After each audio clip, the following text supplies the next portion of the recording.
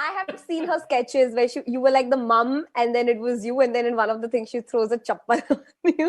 Always throwing chappals at me, always, forever, forever throwing. She'll be like, I miss you, and then she'll throw a chappal at the same time. Yeah, that's how I you love how catch your it. mom has become a separate character in your head as well. It's like, it's you, Nora. Nora, it's you.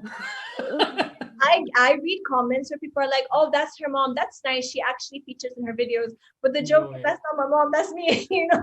But I love doing that because you know, Arab moms, Indian moms, they're all the same. Okay, all brown moms are the same. They're all strict. They're all conservative, most of them, and they all, you know, they all live their life, but they don't want their kids to live their life. You know, it's crazy Yeah. how moms are.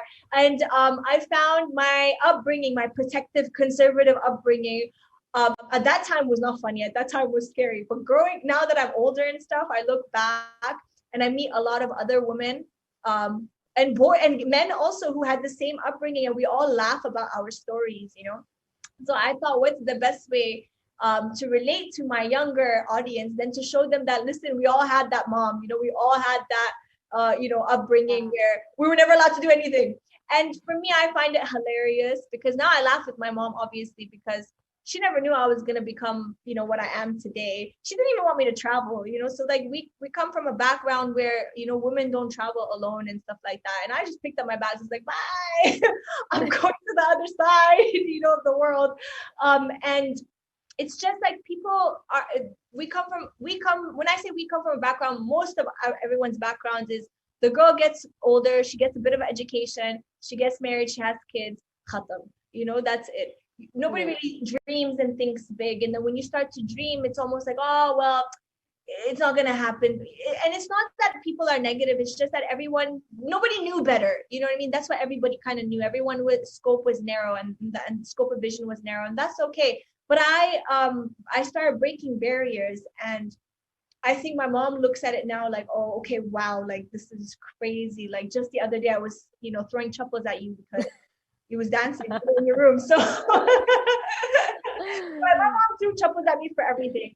My mom threw chappals at me for talking to a guy, for wearing you know, inappropriate clothes to school. Inappropriate clothes means like a crop top or like a short skirt to school. You know, sometimes we walk out of the house wearing something, and then when we're at school we change and learn something else.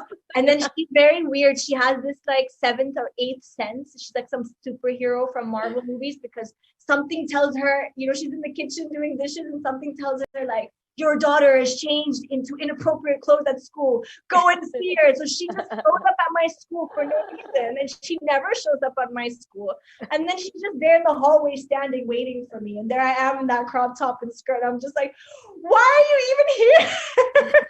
And she just pulled me from my ear in front of everybody. So it's just been crazy. I think the best upbringings are the conservative ones because you have stories to tell. Yeah, Exactly. I'm just imagining when you decided to buy a mom Crocs, because the impact of that would be far less than a chappal. It's just like bounces right off you. The joke was, I never knew what Crocs were at that time. She always threw those plastic ones, the ones you buy from the dollar store. They hurt. The ones that hurt the most. And if I ran, oh my God, it's the worst.